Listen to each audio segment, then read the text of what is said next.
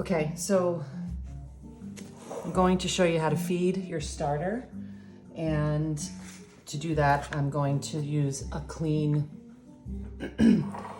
large 500 or whatever this is, 600, I don't know. What is this? I don't know, a big one of these, big jar. And zero it out. And I'm gonna take my starter that I had used to make the bread.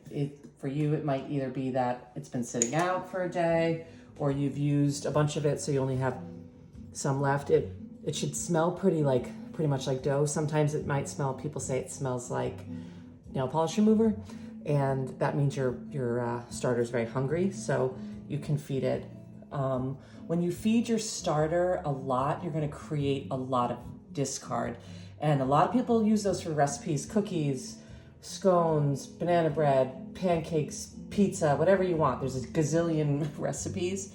I tend to not do that as much. So I try to keep the amount that I'm gonna need, although I will admit that I have about 6 jars in the fridge. Okay, so just to make life easy for you guys, for numbers, I'm going to start with 100 grams.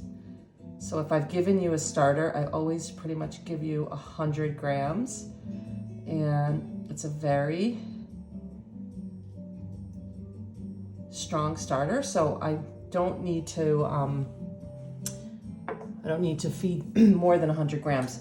However, I will say that you don't want to feed under the amount that you're putting in. So if this is 100 grams, you don't want to do 90 grams because you'll weaken your starter. So don't do that. So now I have my 100 grams in here, and I'm going to use, for feeding, I use the King Arthur Organic All-Purpose. And I don't know why that's better, it just is, so they say. So I'm gonna put 100 grams of that flour in here. I often go over a little bit. It's better to go over than under, again, so that you don't weaken your starter. So I get somewhere around 100. And I don't bother pulling it out if I go over. The problem with going over is just that it'll just fill up. Like when it rises, it'll fill up higher. So that was 103, it's fine.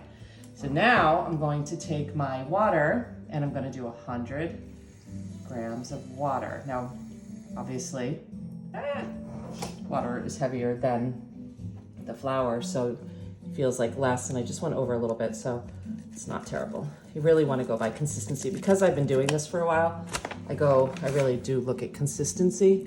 So like a really thick pancake batter. Like you don't want to pour this out as a pancake because it's so thick. And you want to make sure that you're mixing in, so look on the sides that there's no dry spots and that where they're not stuck on the bottom, just because it won't feed on that dry. Just like clump up, and that's not good. So you just really mix it pretty well. And then I just scrape it down. This jars always get like super messy, so I do switch over jars quite a bit to keep it a little cleaner and less sticky and whatever. So then what you do, always want to see where your starting point is.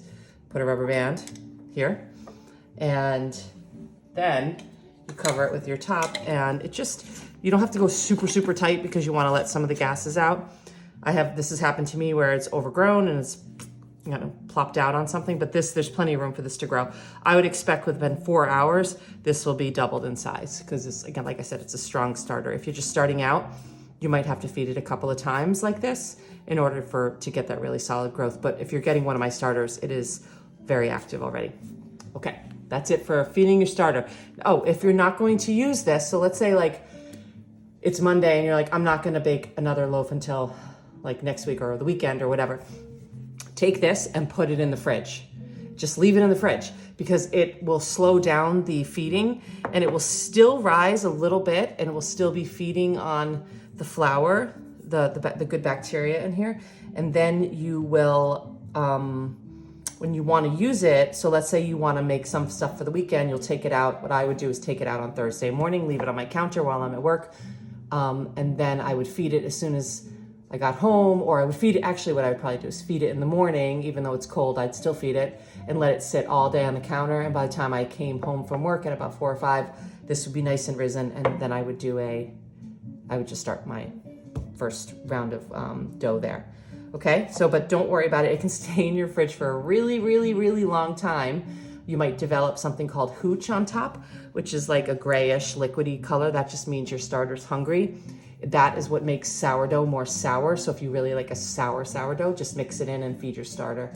But that is not mold. Mold is like green. Mold is like gray and fungusy. So a lot of people sometimes will see weird things on the tops of their starter, but it does not mean it's mold, and it does not mean you have to throw it out.